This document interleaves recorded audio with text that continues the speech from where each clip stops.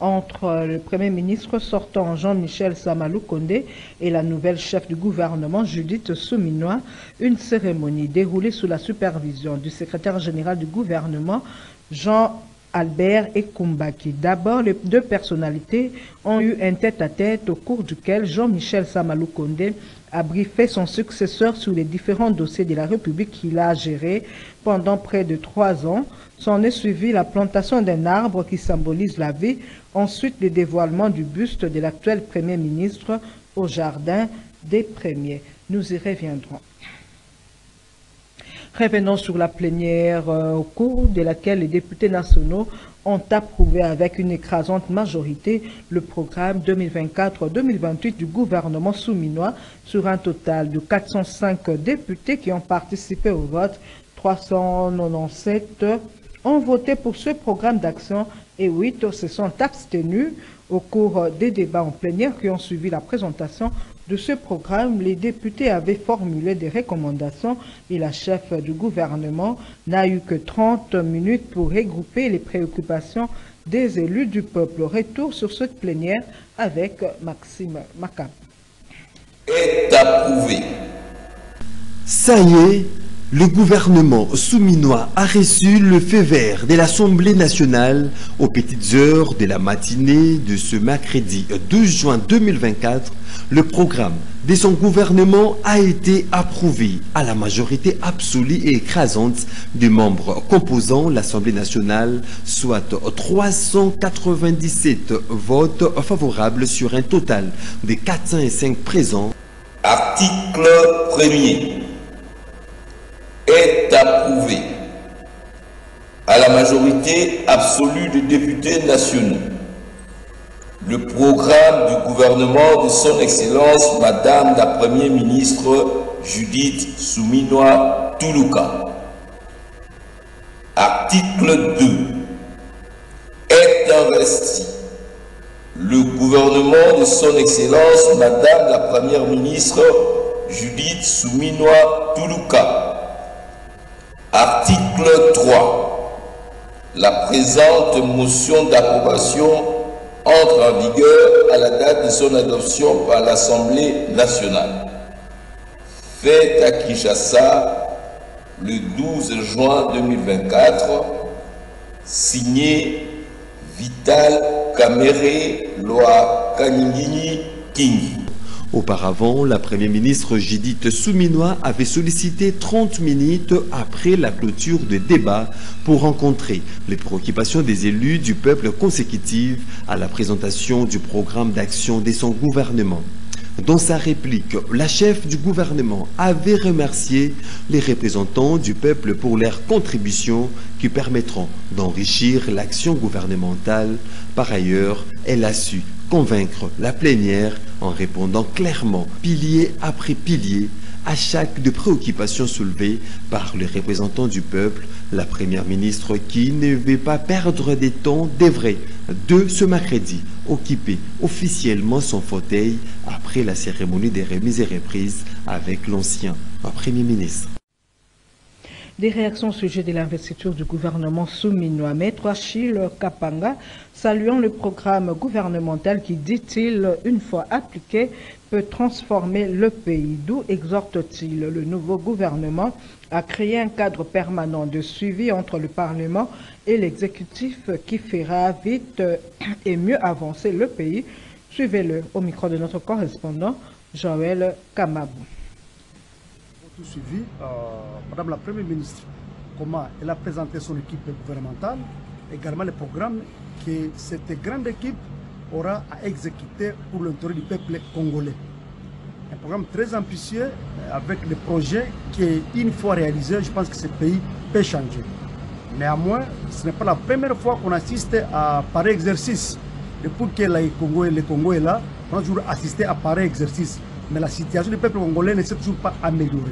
Raison pour laquelle nous pensons qu'il est important pour ces autorités de ne pas seulement rester dans des théories. Il faut passer dans la pratique. Mais nous, en tant que Nord Kivu, là où se vit des affres de la guerre, l'insécurité, le massacre et consorts, notre message est simple.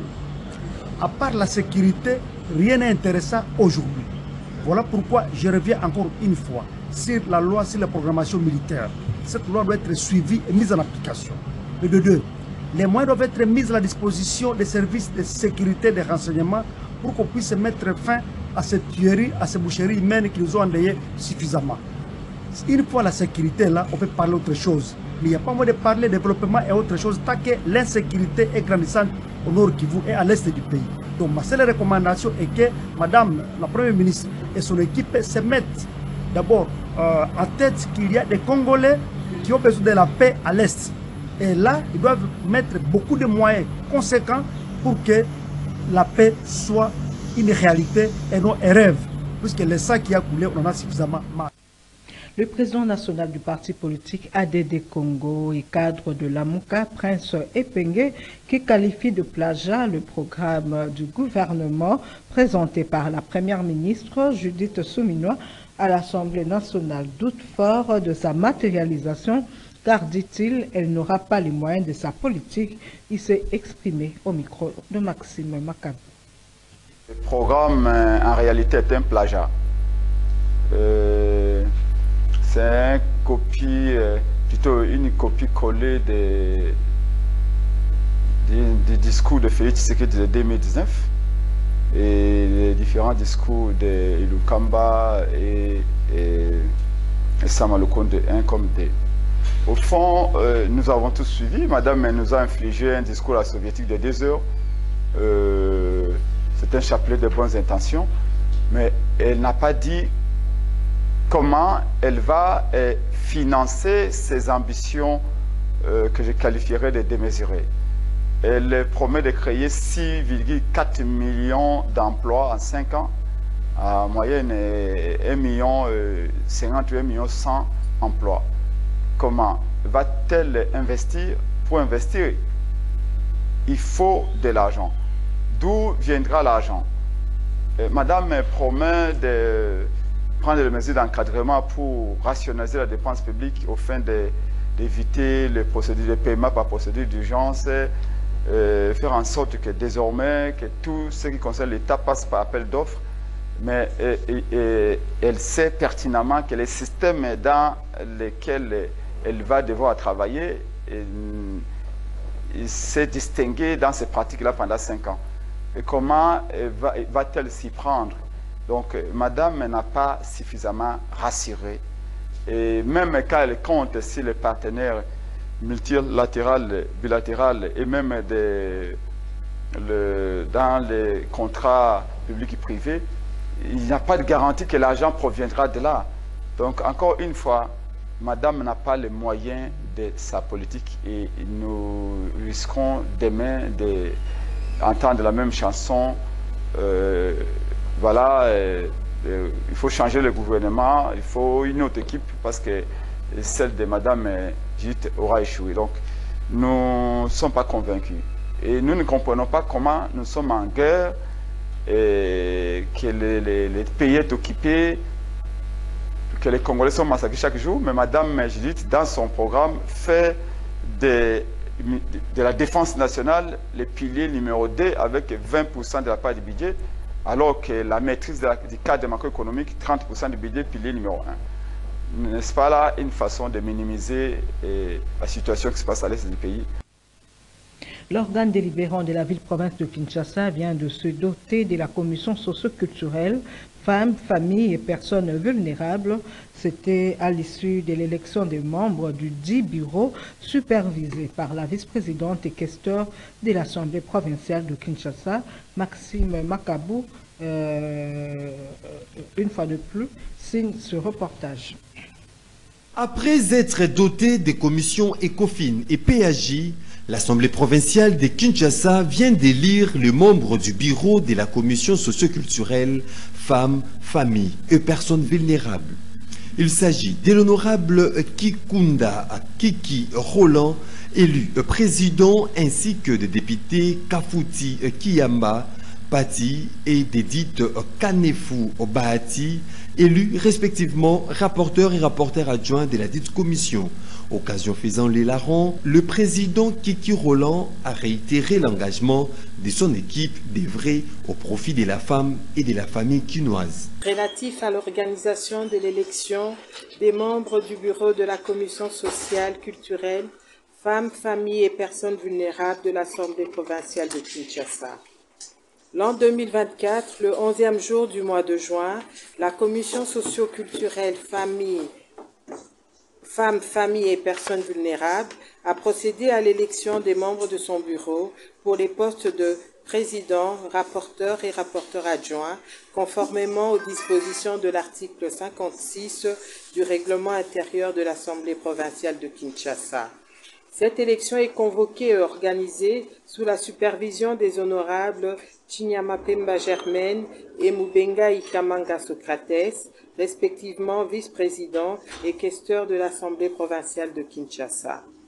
Après vérification du quorum de décision sur la liste de 8 membres qui composent la commission sociale, culturelle, femmes, familles et personnes vulnérables, dont les noms aux documents en annexe, il est en effet établi que 6 membres ont répondu présents sur 8. Le quorum de décision étant largement atteint, il est procédé à la lecture des noms des candidats aux différents postes du bureau de la commission sociale, culturelle, femmes, familles et personnes vulnérables. Il s'agit de l'honorable Kikunda Kiki Roland, candidat au poste de président, honorable Kafutiki Ambapati, candidat au poste de rapporteur, et honorable Kanefou Bahati Edith, candidat au poste de rapporteur adjoint. Il s'y est de noter que cette élection a été supervisée par la vice-présidente de l'Assemblée provinciale de Kinshasa, Germaine Chinyama, aux côtés du questeur de cet organe délibérant, Socrate Mubengai. D'abord, je remercie les honorables députés, membres de la commission socio-culturelle, pour avoir placé leur confiance en ma modeste personne. Ce n'est pas un privilège, mais c'est une grande responsabilité. Ensemble avec les honorables députés, nous allons travailler efficacement pour l'intérêt de notre institution. L'Assemblée provinciale, nous allons travailler avec les organismes non gouvernementaux et les institutions étrangères, et surtout pour promouvoir la femme. D'abord, je remercie les honorables députés, membres de la commission socio-culturelle. Ce n'est pas un privilège, mais c'est une grande responsabilité. Ensemble avec les honorables députés, nous allons travailler efficacement pour l'intérêt de notre institution, de l'Assemblée provinciale. Et puis le président du Conseil supérieur de l'audiovisuel et de la communication CESAC, Maître Christian Bossembe, a procédé ce mercredi au lancement de la campagne de riposte contre l'immoralité et la violence dans les médias et les réseaux sociaux. Une campagne qui vise à rappeler aux acteurs des médias l'importance de préserver en tout temps leur objectivité et la dignité de leur profession et à éviter de sacrifier ces valeurs au profit du fanatisme. Reportage Gisèle Toko. Alors face à cette montée de la délinquance et de l'immoralité sur les réseaux sociaux, est-ce que nous devrons rester silencieux? C'est sous le slogan évocateur, le journaliste n'est ni avocat ni juge, que le président du Conseil supérieur de l'audiovisuel et de la communication CESAC, Christian Bossembe, a lancé cette campagne visant à lutter contre l'immoralité et la violence dans les médias et sur les réseaux sociaux. Rappeler aux acteurs des médias l'importance de préserver en tout temps leur objectivité et la dignité de leur profession et à éviter de sacrifier ces valeurs au profit du fanatisme. Pour le président du CESAC, croire en un avenir radieux n'est pas une option mais une obligation. Ainsi soutient-il, point n'est besoin de rester silencieux face à la montée en puissance de la délinquance sur les réseaux sociaux. Faisant ainsi le constat malheureux des réseaux sociaux transformés en un foyer d'immoralité, des fake news ayant remplacé l'information authentique, des journalistes talentueux remplacés par des trafiquants d'informations dépourvus d'éthique et de conscience professionnelle qui propagent des fausses nouvelles dans le seul but de chercher des vues, du sensationnel, l'emportant sur les rationnels. Christian Boussembe a plaidé pour une prise de conscience et une détermination à changer les choses. Chaque jour, nous constatons nous-mêmes, et nous subissons d'ailleurs, le méfait de ce que nous pouvons considérer comme l'inaptocratie. Comme le disait autrefois Umberto. Alors face à cette montée de la délinquance et de l'immoralité sur les réseaux sociaux, est-ce que nous devons rester silencieux? Est-ce que nous devons nous accommoder? Souvenez-vous de notre grand auteur qui disait « C'est plutôt à la foule de suivre l'élite et non l'inverse ». Est-ce que nous devons nous taire face à cela? Absolument pas. Et c'est pour cette raison que cette campagne, que nous estimons cruciale, est mise en place tel un traitement de choc face à une situation aussi grave. Même si les pratiques et les attitudes ont évolué, le principe de régulation reste le même. Mais comme vous pouvez le remarquer, la RDC n'a pas échappé à la crise causée par l'érosion de l'éthique qui caractérise notre époque. Les réseaux sociaux, on vient de le dire tout à l'heure, les réseaux sociaux, qui devraient en principe rapprocher les gens, assainir nos communications. Ces réseaux sociaux se sont tristement transformés en un foyer d'immoralité. Présente, la directrice adjointe du Bureau conjoint des Nations Unies, Anne-Marie Dangui, a exprimé son soutien à cette campagne, jugeant que c'est une avancée significative face à la montée préoccupante des contenus violents et immoraux sur les réseaux sociaux en RDC. Parmi les intervenants, le procureur général près la Cour de cassation, Firmin Vondé, a rappelé aux participants l'éthique du journaliste qui exige des principes directeurs pour éviter de transgresser la loi. S'en est suivi un échange à travers différents panels sur question d'éclairer la lanterne sur l'objectif de cette campagne. C'est pour très bientôt la construction du pavillon Jano Bembassa Olona en ville de Butembo dans la province du Nord Kivu. L'initiative est de la fondation Georges Moussavouli et va se matérialiser grâce à la perspicacité de cette structure spécialisée du mouvement de libération du Congo œuvrant à Butembo. Suivez.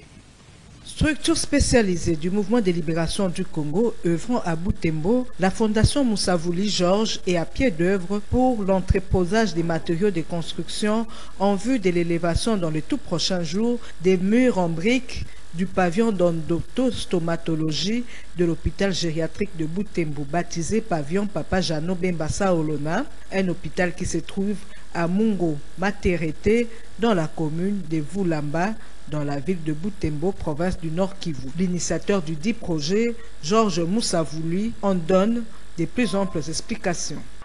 Hier l'après-midi, le général Kachouva Daniel a aussi posé un geste que nous avons très bien apprécié.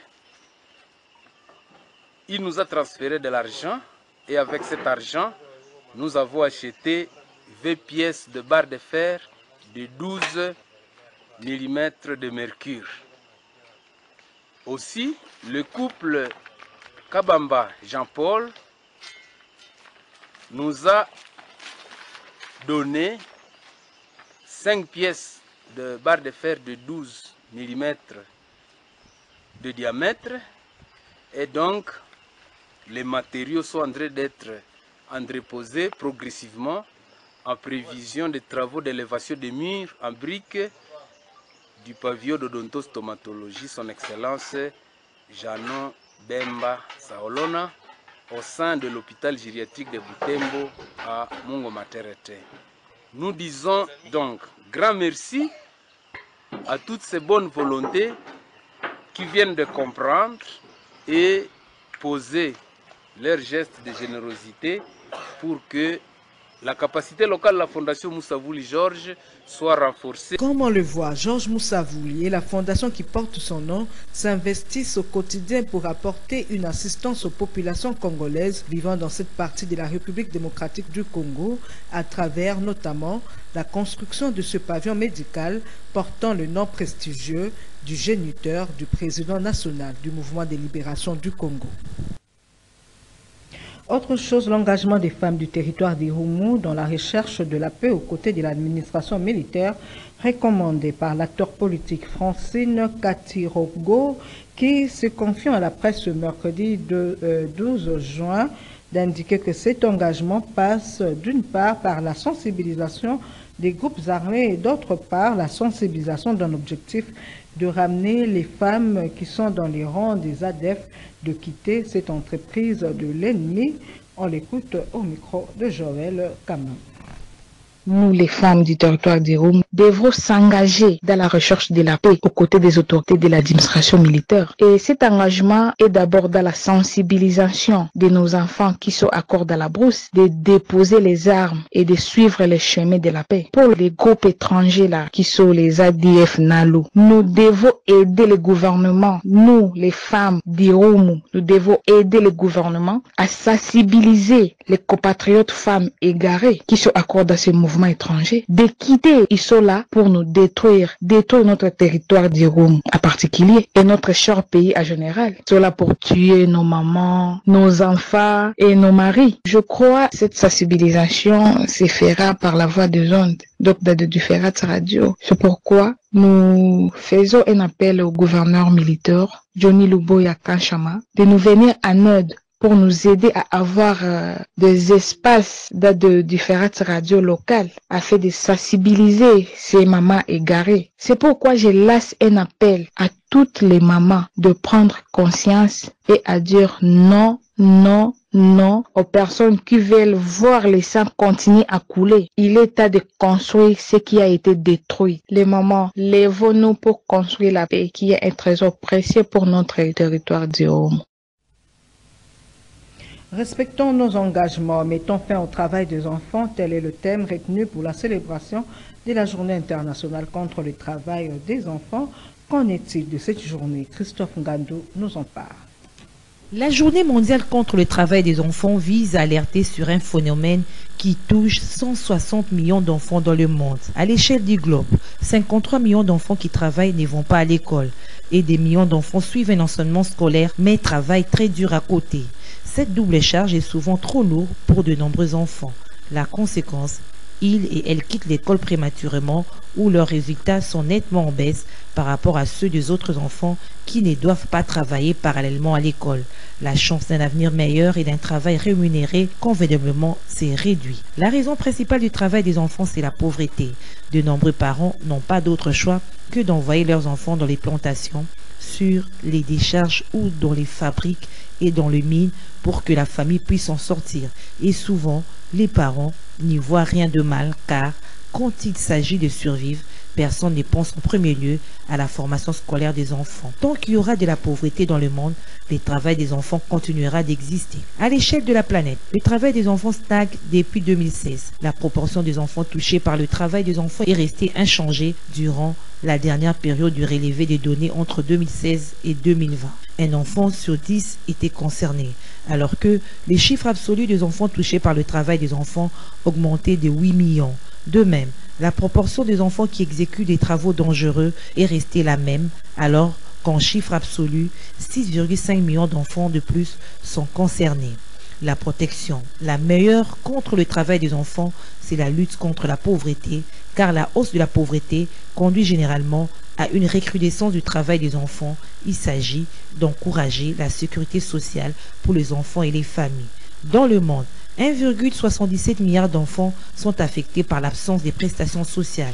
La sécurité sociale est un droit humain universel et c'est aussi une condition pour un monde sans pauvreté. Il faut en outre de meilleures conditions de travail pour les adultes. Ceci comprend aussi des meilleurs salaires pour les employés, car c'est en gagnant suffisamment qu'une personne adulte peut nourrir sa famille et n'est pas obligée de faire travailler ses enfants pour assurer la survie de toute la famille. Parlons religion à présent. Comment discerner la vraie et la fausse prophétie? Tentative de réponse avec pasteur Mami Poba de l'église Cité de Repos de la commune de Bandalungwa.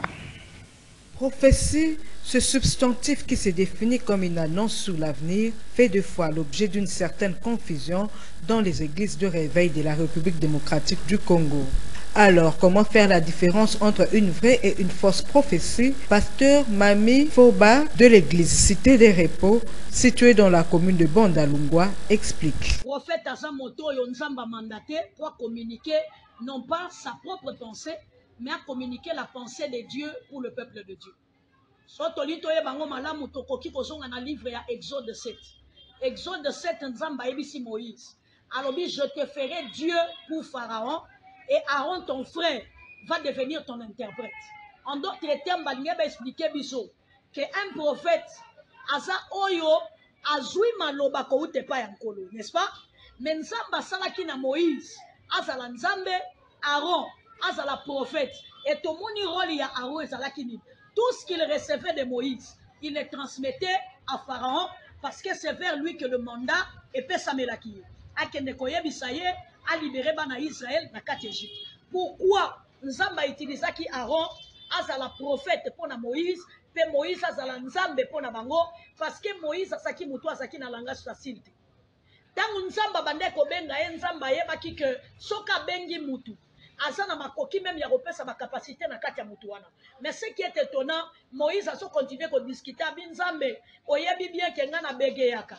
Nasa na langage facile na kwa kosa la tête na Pharaon te. Nzamba lobi voilà, je vais t'amener ton frère. Ya kosa la prophète, yo kosa la Nzambi. Donc déjà l'Exode 7 à partir du verset 1, toti ko kita la verset 2, on comprend que Nzamba ye kosa la Moïse à la Nzambe, c'était une image et Aaron qui était le prophète a joué le rôle d'un porte-parole.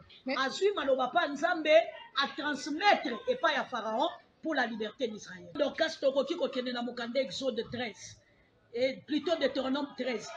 Deutéronome 13, dans verset 1, Bible lobi na bisobo.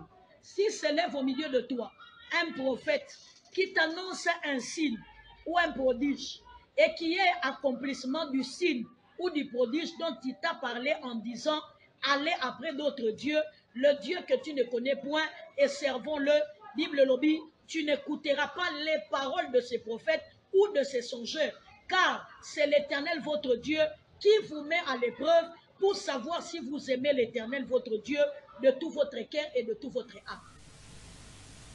Une page noire dans ce journal, c'est avec une grande et profonde tristesse que la communauté chrétienne a appris ce matin le décès des mamans pasteur Blanche Odiakandolo Tunasi, épouse du pasteur Marcelo Tunasi de l'église La Compassion. Suivez l'extrait d'un de ses témoignages sur sa vie de couple. C'est ce mercredi 12 juin de maman Blanche Odiakandolo Tunasi, épouse du pasteur Marcelo Tunasi, pasteur responsable de l'église La Compassion. La disparition inopinée de cette servante de Dieu, assidue dans le champ de l'Éternel, laisse plusieurs chrétiens pantois. C'est un véritable choc et vide qui se crée dans l'église corps du Christ. Je suis contente de mettre mes photos sur Internet avec mon mari parce qu'on vit l'amour véritable. L'amour véritable existe. On ne peut pas nier cela parce qu'il y a ceux qui ont commis les erreurs ou il y a ceux qui n'ont pas rencontré l'amour véritable. Elle existe. Alors, si je dois vous dire par exemple qu'elle existe, quelle preuve j'ai? La preuve en est que ça fait 18 ans qu'on est mariés et ça fait exactement... je peux dire? S'il vous plaît. Sentez-vous libre, maman. Tu peux dire. Ok. Je ne sais pas ce qu'elle va dire. On encourage. Alors, je peux, hein? Alors, ça fait exactement 1 semaine et 1 jour que mon mari m'a redemandé si j'aimerais être toujours sa femme. Alléluia.